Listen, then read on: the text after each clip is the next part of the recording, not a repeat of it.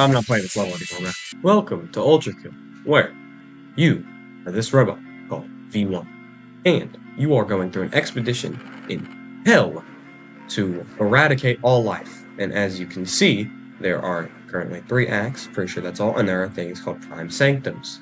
Yes, I suck at the game, as you can tell, but this is going to be a little bit of a guide for you, with all the guns listed, all the enemies listed, and you're gonna get to see me try and P-rank this in Act 2, so I can beat Sisyphus, or get to Sisyphus Prime.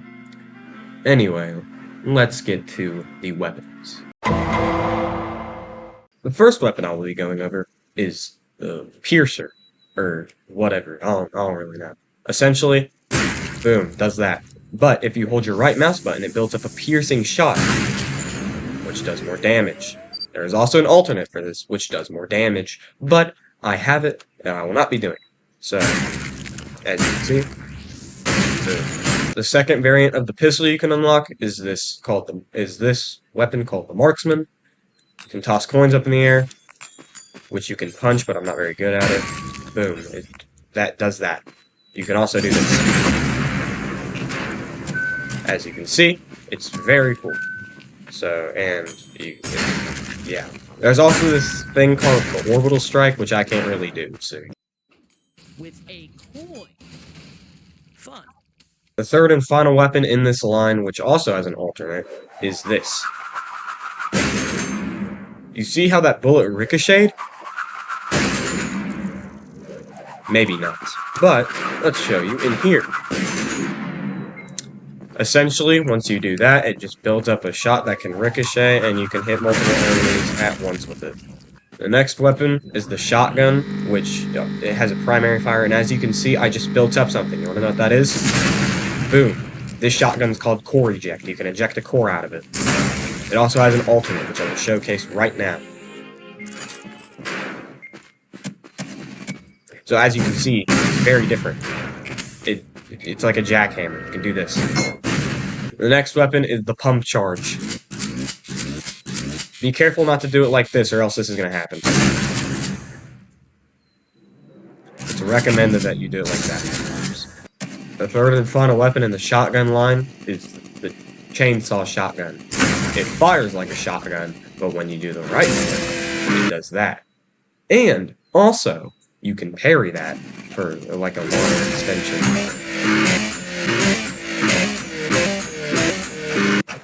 Very cool, I know.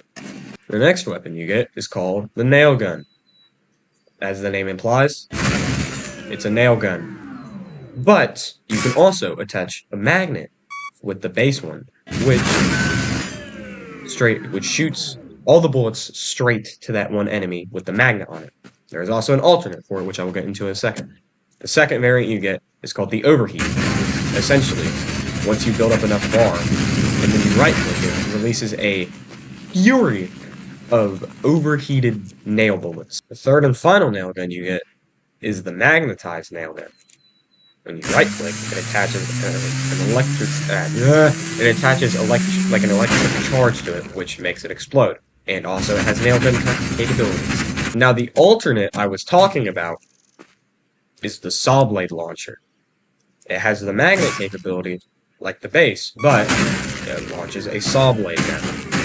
As you can see, it is rotating around that enemy. The second to last weapon you get is the railgun. As the name implies, the railgun. The next weapon is the screwdriver railgun, but as you can see, the cooldown takes a bit, because it would be overpowered if you could spam it like every other weapon. But as the name implies, you can attack a screwdriver with a shot, I believe. I don't know, I don't really use this one. I only use the base. The next one you get is the malicious face railgun, which just fires a beam like the Maurice's. So, as you can see, it also does a lot of damage and a lot of knockback. I recommend you be careful when using this. But there's also a tech you can do with the railgun. Do you remember how with the Marksman, you could deflect the coins like such? Well, the last weapon you get, presumably for now, is the rocket launcher. Boom. But for some reason with this one you can stop it, and then you can also like hop on it and ride it, you know. So Zawardo. Then this one is just like a cannonball that also has rocket launcher capabilities. And the last one is Flamestone. It creates fire, as the name implies. So as you can see, that is the regular arm, which you can punch with, but you can also parry. The next arm you get is the feedback arm, which you get from defeating V2 in Act 1. As you can see, it's a stronger punch, but if I hold it down, it has a second knockback. Now, the final arm you get for now is the whiplash arm. Pulls enemies closer to you, so you can do stuff like this. So this is called the Filth. It is the first enemy you meet and is the easiest to kill. Literally. This is a husk. A husk is essentially a thing that just fires a fireball, which you can parry pretty easily. It's also pretty easy to kill. This is a greater husk. It fires more of the fireballs, and yeah, it's actually unless you're me. This is like a reinforced husk. It is stronger, and it can also punch you now. It's also a bit harder to kill. Now this is a boss from Act 2. This is the Sisyphean Insurrectionist, which, as the name implies, is a boss, so don't expect me to kill him. This is the Ferryman. In Act 2, you find him, and he's on a ship. You can also toss coins at him.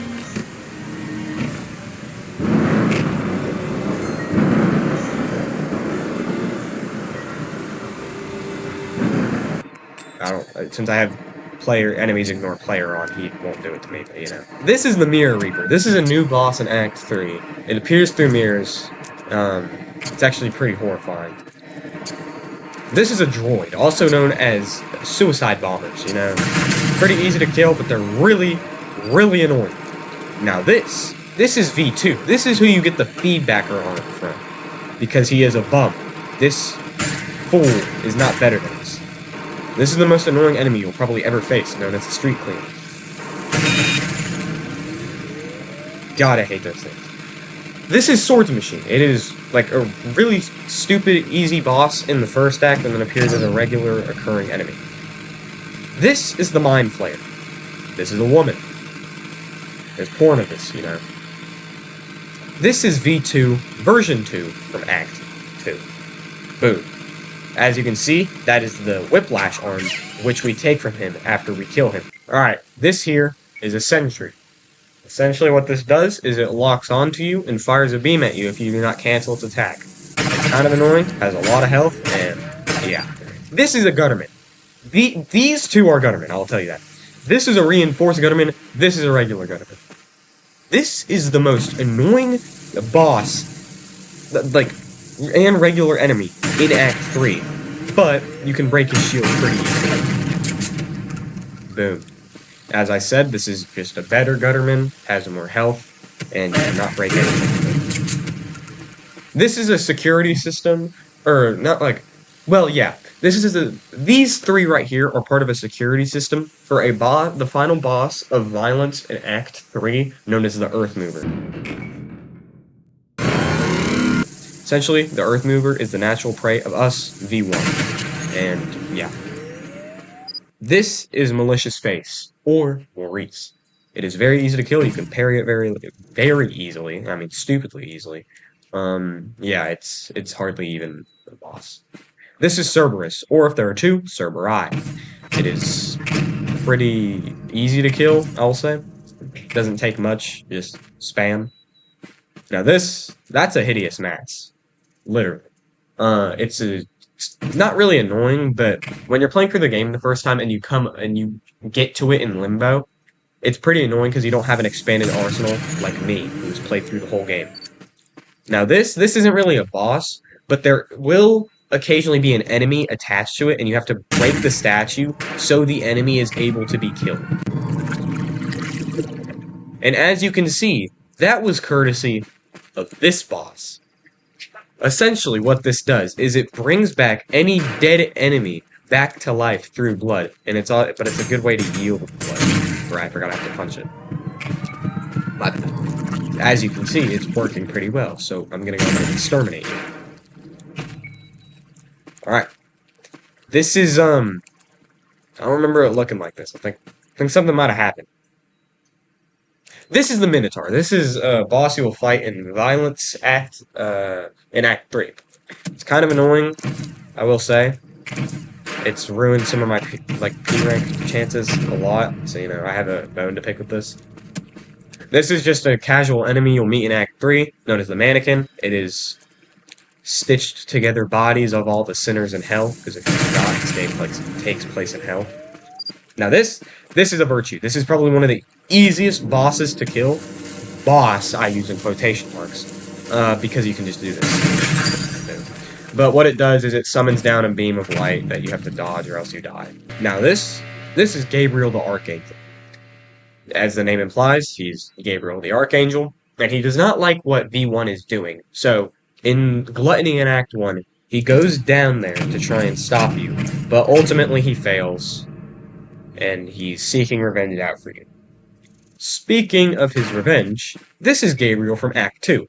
As you can see, he's pretty mad, and he yet again fails to defeat V1, and kills the entire council. So, by the way, the council in this game essentially makes the whole thing. I'm not going to explain the lore. You can look it up later. This is probably one of Gabriel's followers. This person is power, and it's just like Gabriel incarnate. Once you fight Gabriel, this is literally all you gotta do. It's just Gabriel, Gabriel, Gabriel. This is an imperfect angel. It's, as you can see, it's pretty biblically accurate, but yet again, it's easy to kill. And also, that ball right there, once you cling onto it, it heals you, so those bosses are probably your friends. Boss I use in quotation marks. Whoa, V12, why is your screen like that? What happened? Oh. This is the cancerous rodent. It gives you cancer. You can one-shot it. Now this is the very cancerous rodent. It gives you cancer. You cannot one-tap this. This is an enemy made out of blood. As the name implies, it's made out of blood. It is mainly used by that one boss I had killed earlier, which revives things made out of blood. This is the Flesh Prison. This is probably the most annoying part of Ultrakill. Essentially, there's these things called Prime Souls, and in order to beat the first Prime Soul, you have to beat this thing first. And it's so stupid, it's so annoying, and it's the only reason I haven't P-ranked Minos Prime yet. This is Minos Prime, former King of Lust, and the former Judge of Hell. He had defied the acts of the council, and the council did not take too lightly to that, so Gabriel had to come down to Lust and kill him. He's, once you learn his attacks, he's pretty easy to kill. As the name implies, he's a Prime Soul, which means he has enough will to live on for years and years. Who wants to see me P-rank another level in Act 1? Me! Alright, let's do 3-2, in the flesh, the first fight with Gabriel. That this boss is going to be pretty difficult on your first playthrough, but once you, re-fight him, he's pretty easy. Behold the power of the angel.